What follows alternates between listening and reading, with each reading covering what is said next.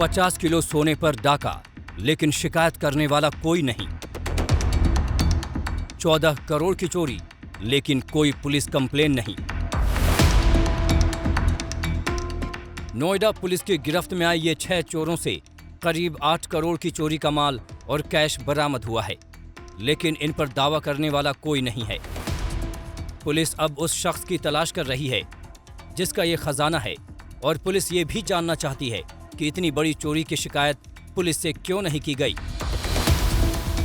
Police को शक है कि बरामद हुआ करोड़ों का सोना और कैश काला धन हो सकता है, लिहाजा वो पूरे माल के बारे में ईडी और इनकम टैक्स विभाग को भी बताएगी। हम लोगों ने अभी तक 6 लोगों को अरेस्ट किया है और उनसे जो रिकवरी आपके सामने है लगभग 8.25 करोड़ की, ये रिकवरी हम लोगों ने उनसे की है। इन लोगों के बातों से जो इम्पोर्टेंट पॉइंट हमने निकालना है वो ये है कि आखिर में ये पैसा किसका था, ये कहाँ रखा हुआ था। उस पर्टिकुलर इशू को लेकर के हमारी अभी बहुत सारी टीमें लगी हुई हैं। हम लोग ये इस्टेब्लिश करना चाहते हैं कि आखिरकार ये जो घर था जहाँ पे पैसा रखा हुआ तो किसका है, उसके वो जो ऑनर हैं वो ऑनर का भी लोकेशन क्या है। दरअसल 2020 के नवंबर में नोएडा में 10 चोरों ने मिलकर एक पॉश सोसाइटी के फ्लैट में घुसकर अब तक की सबसे बड़ी चोरी की बड़ी वारदात को अंजाम दिया था। फ्लैट से करोड़ों का सोना और करोड़ों का कैश, सोने के बिस्किट, 2 प्रॉपर्टी के कागज चोरी किए गए थे।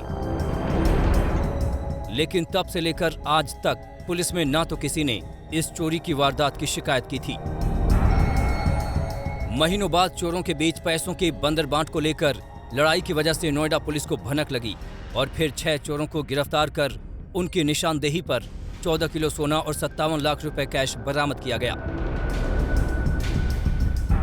कुल मिलाकर 8 करोड़ 25 लाख की बरामदगी पुलिस दिखा रही है।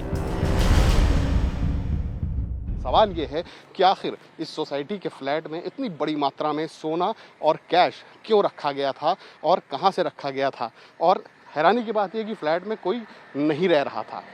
किशले पांडे के बारे में बताया जाता है कि उनके खिलाफ गुड़गांव और दिल्ली में भी ईओडब्ल्यू में कई केस दर्ज हैं। तो ऐसा माना जा रहा है कि ये केस मनी लॉन्ड्रिंग का हो सकता है, हवाला का हो सकता है। यही वजह है कि इनकम टैक्स की टीमें और ईडी की टीमें लगातार नोएडा पुलिस के संपर्क में हैं और गिरफ्तार अभियुक्तों से लगातार पूछताछ की जा रही है। पुलिस ने इस सोसाइटी के साल 2020 के तमाम रिकॉर्ड अपने कब्जे में लिए हैं ताकि सितंबर महीने की उस तारीख तक और उस फ्लैट का सच सामने आए। पुलिस अब पकड़े गए चोरों को मौका मुआयना करने के लिए इस सोसाइटी के चप्पे चप्पे की शिनाख्त कर रही है। ऐसी आशंका जताई जा रही है कि एक बाप और बेटे के नाम पर फ्लैट है जिनके खिलाफ दिल्ली और गुरुग्राम में एफआईआर दर्ज है। फिलहाल दोनों बाप बेटे भारत से बाहर विदेश में कहीं रह रहे हैं। पुलिस जांच में जुटी है और पता लगा रही है कि आखिर करोड़ों के इस माल का मालिक कौन है।